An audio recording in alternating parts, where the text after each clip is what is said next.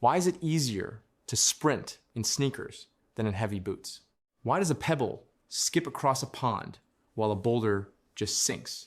The answer is Newton's second law of motion. While the first law explains what happens when forces are balanced, the second law is the actual math that moves the world when forces are unbalanced. Forces don't just cause motion, they cause acceleration, a change in speed or direction.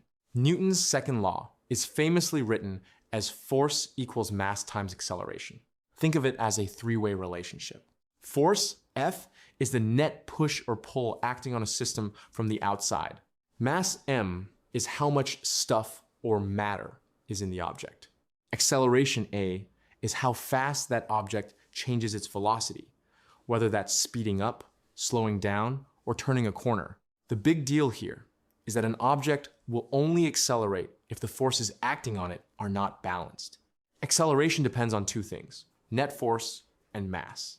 If you give an empty cart a huge shove, it flies forward. That is, high force plus low mass equals high acceleration.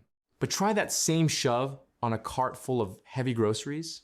It barely budges, because acceleration is inversely proportional to mass. Doubling the mass means you only get half the acceleration for the same push.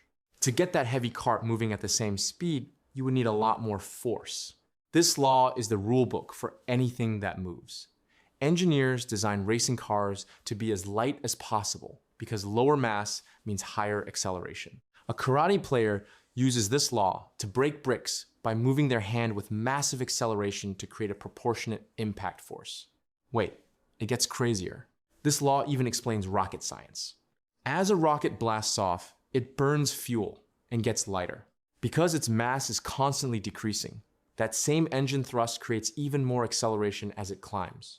So, more mass needs more force, and more force creates more acceleration.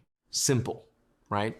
1 Newton is exactly the amount of force needed to give a 1 kilogram mass an acceleration of 1 meter per second. 2. If this helped you finish your physics homework, let us know in the comments. Like and subscribe.